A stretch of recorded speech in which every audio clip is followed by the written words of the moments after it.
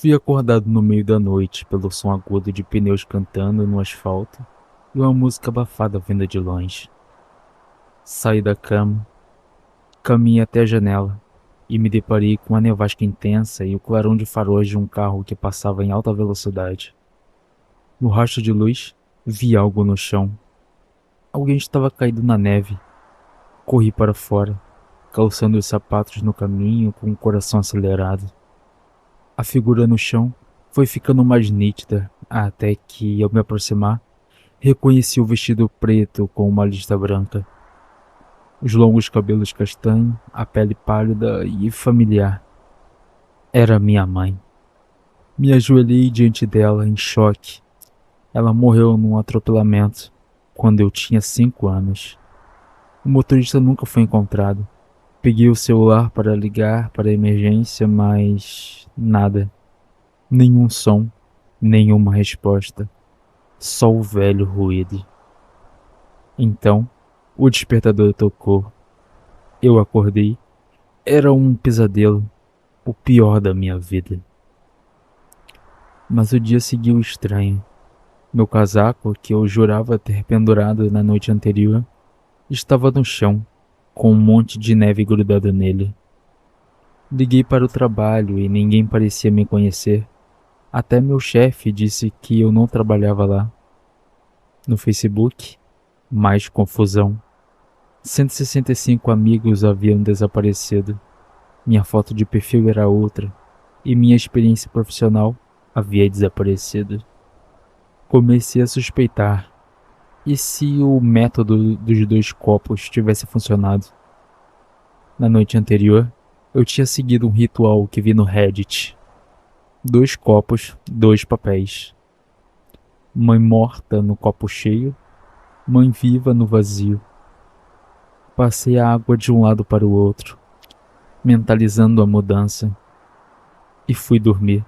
Agora, o mundo parecia diferente. Decidi buscar minha mãe. Vasculhei os diretórios online por horas. E lá estava ela, viva, morando a 10 minutos de mim. Peguei o carro, comprei flores, dirigi pela cidade nevada. Quando cheguei, uma mulher loira atendeu a porta. Alex? Mamãe acabou de sair para sua casa. Por que veio até aqui? Minha mãe estava indo me visitar? Voltei dirigindo feito louco, empolgado com a ideia de vê-la de novo, depois de tantos anos. Tantas perguntas passavam pela minha cabeça. Será que eu tinha irmãos? Será que ela lembrava de mim? A neve cobria tudo, mas eu não ligava, só queria vê-la. Mais distraído, não via a mulher que atravessava a rua, vestido preto, lista branca. Não tive tempo de frear.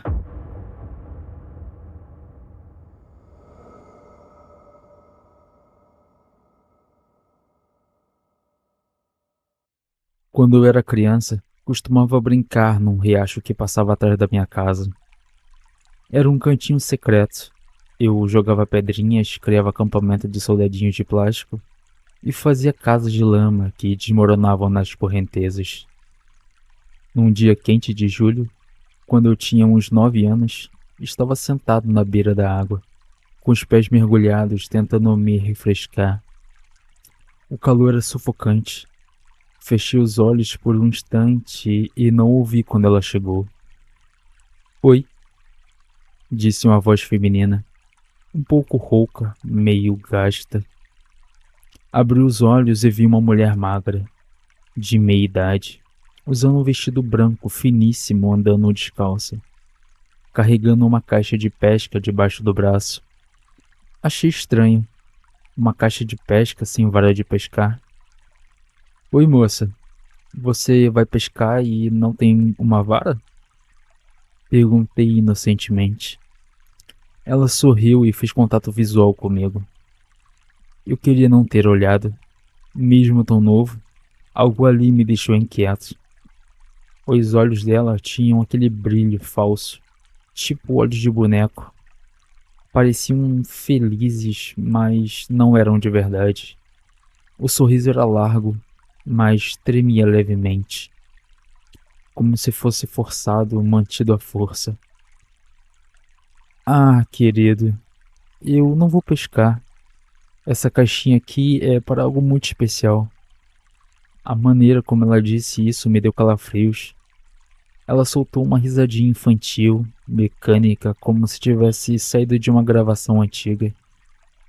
Fui me afastando devagar, mas aí ela continuou. Eu ia fazer sozinha, mas acho que eu preciso de um ajudante. Os olhos se arregalaram. Ela começou a vir em minha direção. Não, tá tudo bem. Eu gritei e corri de volta para casa. Tranquei a porta e contei tudo para minha mãe. Ela foi lá fora ver, mas a mulher já tinha sumido. Alguns dias depois, minha mãe veio até mim com uma cara assustada. Ela segurava um recorte de jornal. Filho, a mulher que você viu na terça-feira era essa daqui? Era uma foto dela com um homem na frente de uma casa. O sorriso, os olhos, nunca esqueci.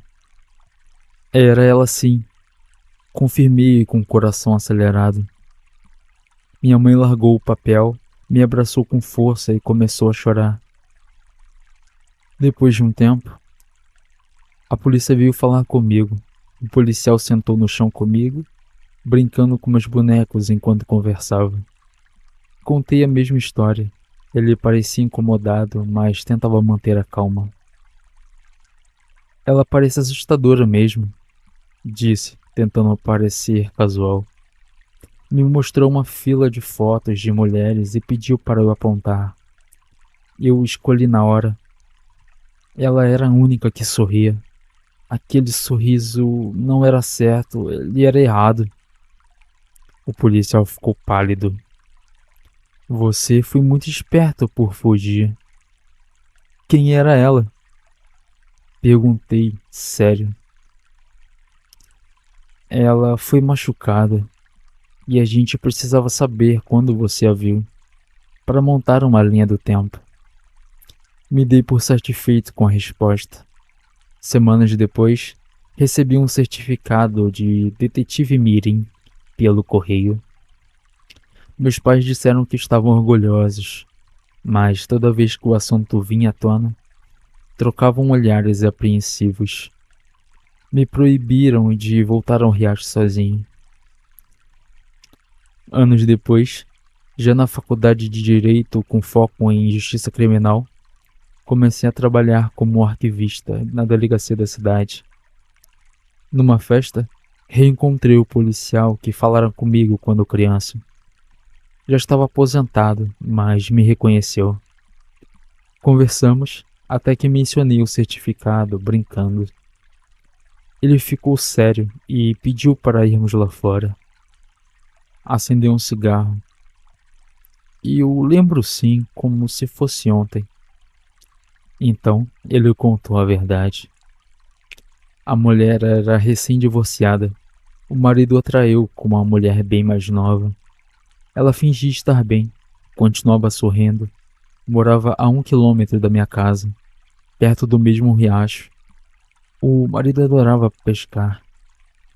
Naquele dia, 1 hora antes de me encontrar, ela invadiu a casa do ex, estrangulou a nova esposa dele com um fio e roubou a caixa de pesca. Depois, subiu numa árvore à beira do riacho, sentou num galho, abriu a caixa, pegou os anzóis, prendeu linhas neles e amarrou todas as linhas no mesmo galho. Com tudo pronto, engoliu os anzóis e pulou. O legista calculou que ela ficou pendurada ali, com os anzóis rasgando seu interior, por meia hora até sangrar até a morte. Mas o policial não terminou por aí. A parte mais horrível, segundo ele, foi o que encontraram no corpo. Ela estava sorrindo, mesmo morta. Sangue para todo lado, olhos revirados, mas aquele sorriso, aquele maldito sorriso, ainda estava lá. Na hora, eu lembrei do que ela me disse. que precisava de um ajudante e o que poderia ter acontecido se eu tivesse dito sim.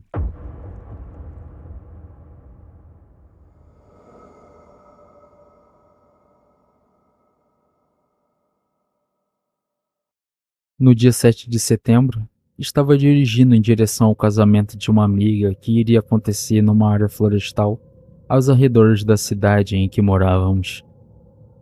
Era um dia calmo.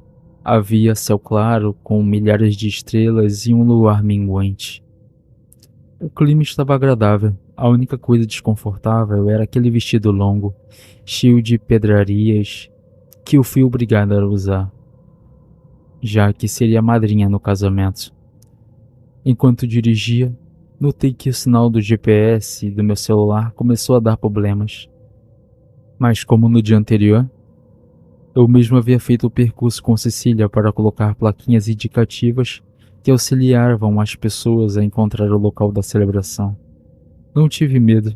Continuei dirigindo e um pouco à frente, avistei uma dessas placas com uma seta que apontava para a entrada, por entre a floresta. Era uma estrada estreita de terra vermelha. Naquele ponto, não havia postes com luzes ou qualquer outra fonte de iluminação que não fosse os faróis do meu carro, ou aquela linda lua minguante, que parecia um sorriso estampado naquela imensão em céu azul marinho. Segui pelo caminho de terra, atenta a qualquer sinalização, já que meu GPS havia parado de funcionar completamente. Avistei ao longe luz da cor verde e fui em direção a elas. Conforme me aproximava, fui notando coisas que não me recordo de ter visto. Uma ponte de madeira suspensa sobre um córrego. Enquanto o carro passava, eu podia ouvir o ranger de madeira velha, que parecia que iria ceder a qualquer momento. Depois da ponte, me vi entre altas árvores. A floresta ao meu redor parecia ter ficado mais densa. No entanto, continuei na direção daquelas luzes. Ao chegar aonde elas estavam, notei que todo o caminho a partir dali estava iluminado por elas. Ao meu ver, parecia parte da decoração do casamento, e aquilo não me preocupou. Continuei no caminho iluminado por cerca de 10 minutos, e parecia que não tinha fim, pois até o limite da minha visão eu apenas via aquelas luzes, mas não o lugar onde acontecia o casamento. Decidi seguir por mais alguns minutos e, caso não encontrasse nada, voltaria para casa. O som do meu carro começou a falhar. Havia apenas estática. Em seguida, foram os faróis e, por fim, o motor. O carro apagou e eu entrei em pânico. Não conhecia nada naquele lugar. Não havia encontrado ninguém no caminho. E se eu tivesse entrado no lugar errado, quanto tempo levaria até eu conseguir socorro? Foi nesse momento que comecei a ouvir algo semelhante a passos sobre galhos secos. Podia ser qualquer coisa, desde uma pessoa a um animal. Olhei em todas as direções e não avistava nada. Aquilo estava além dos limites das luzes e começou a mover-se mais rápido. Podia ouvir as folhas sendo arrastadas, e num instinto de preservação, travei as portas do carro, reclinei o banco, mas os barulhos não paravam. Parecia que algo estava à espreita, mas por algum motivo não se aproximava. Talvez as luzes o mantivessem longe. Ainda assim, era apavorante não saber o que estava ali. Ouvi o barulho de fogos e o céu inteiro se iluminou com eles. Não explodiam criando um show de luzes. Aquele barulho fez com que aquela coisa se afastasse. Eu pude ver o vulto dela se afastando entre os troncos. Ao meu ver, parecia um cachorro de tamanho mediano, pelos escuros e longos. Arrumei o banco e tentei religar o carro, que funcionou normalmente para minha surpresa. Continuei dirigindo por aquela estrada iluminada, agora um pouco mais tranquila. Ao longe, comecei a ver parte da estrutura da festa. Senti um alívio no peito, então notei que as luzes verdes acabavam, a mais ou menos 200 metros de onde acontecia a cerimônia. Confesso que, ao chegar na última luz, hesitei em continuar. Minhas mãos estavam suadas e trêmulas e meu coração começou a acelerar. Eu podia sentir um calor estranho me invadir o corpo. Enquanto estava parada tentando superar aquela ponta de medo, fui surpreendida por um estrondo sobre o carro. O teto afundou um pouco e aquilo me assustou, e eu dei uma ré. Ao fazer isso, o que havia caído sobre o carro rolou para o meu para-brisas na frente. Era o corpo de um homem. Seu rosto havia sido totalmente destruído e dava para ver um buraco que lhe atravessava o corpo, bem na altura do coração. Eu queria sair dali, mas o nervosismo me impedia. Toda vez que eu tentava sair com o carro, ele apagava. Percebi então que havia um pouco mais ao longe uma área iluminada por uma única luz verde, e nos limites dessa luz estavam algumas pessoas. Havia várias outras pessoas caídas no chão. Não precisava chegar mais próxima para ter certeza que todas aquelas ao chão estavam mortas. Eu queria recuar, queria ir embora, ser a pessoa egoísta que sobrevive a esse tipo de situação por estar esperta, mas eu não podia deixá-los. Saí do carro, caminhei até a luz que estava mais próxima a mim e percebi que ela não era alimentada por nenhum sistema de energia, e sim por fogo. A substância que estava em combustão era o que deixava aquilo no tom verde. Peguei o recipiente. Céus, eu senti a baforada de um ser que eu não podia enxergar. Aquilo cheirava a enxofre. Eu não o via, mas eu podia sentir aquela presença junto a mim. A cada passo que dava, sentia essa intenção de ódio por não ser capaz de me atingir diretamente. Se eu pudesse apostar, diria que os olhos dele me encaravam fixamente como um predador que era. Comecei a caminhar na direção daquelas pessoas, levando nas mãos aquele recipiente e ouvindo por todos os lados uns sons de passos daquela criatura.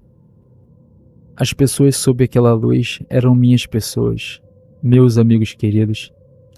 Tentei evitar olhar para os que estavam caídos no chão, pois perderia o pouco de coragem que tinha.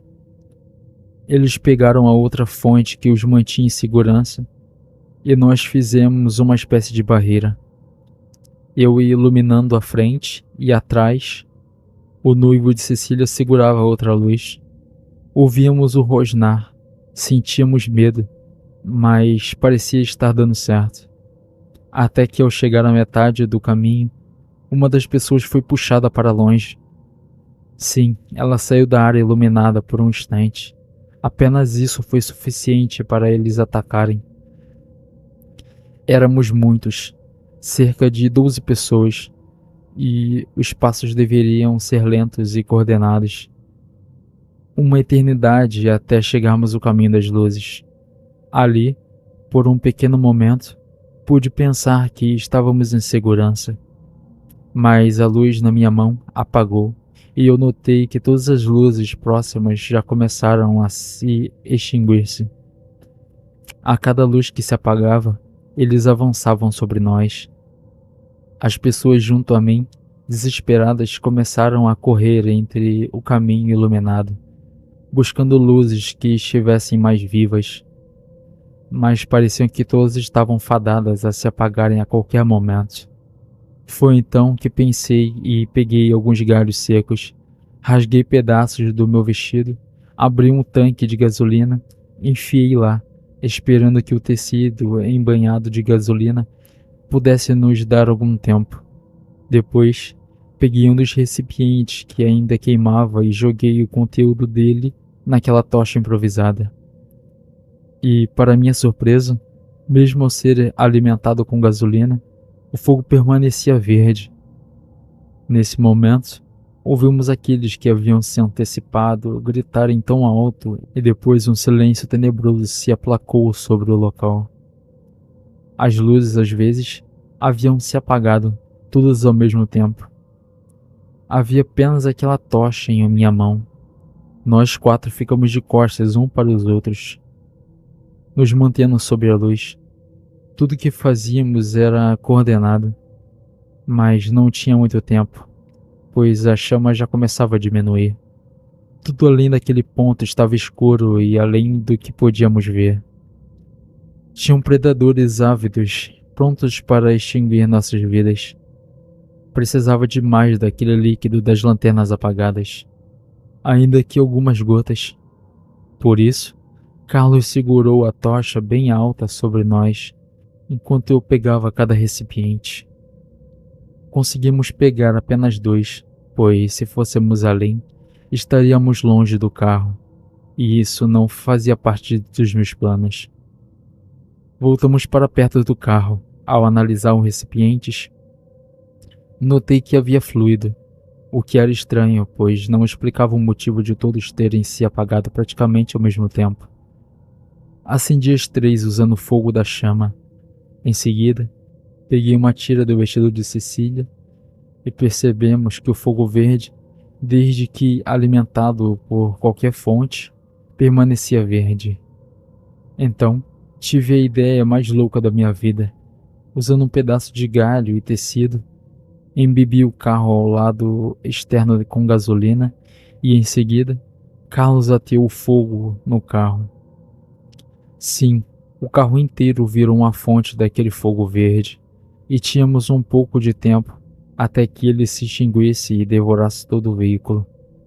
Portanto, fomos rápido para dentro, e eu dirigi como nunca havia feito na vida.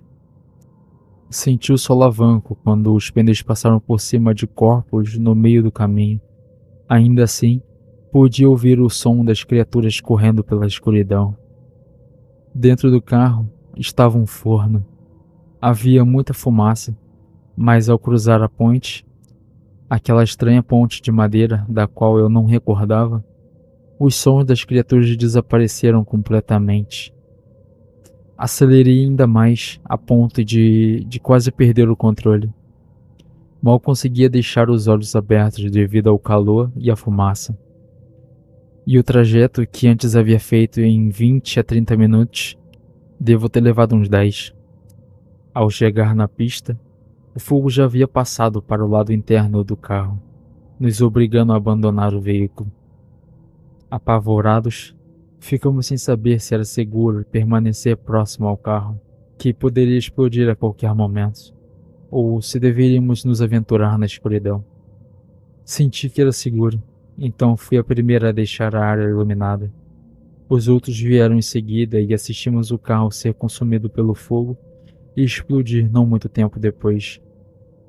O sol se levantou e conseguimos a ajuda de um caminhoneiro que passou e chamou a polícia e uma ambulância.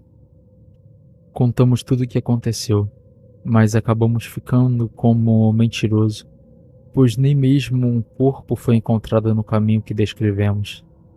Não apenas isso, as pessoas que morreram naquele lugar não morreram de fato. Na verdade, aqueles convidados jamais conseguiram chegar ao local da cerimônia, pois perderam-se no caminho. Apenas nós 4 sabíamos o que tinha acontecido naquele lugar, mas por algum motivo, acho que aquela ponte seja uma passagem para uma outra realidade, na qual, durante a noite, seres das trevas saem para caçar pessoas, e que entramos e saímos por pura sorte. Meu único desejo é que nenhum deles encontre uma passagem para o lado de cá.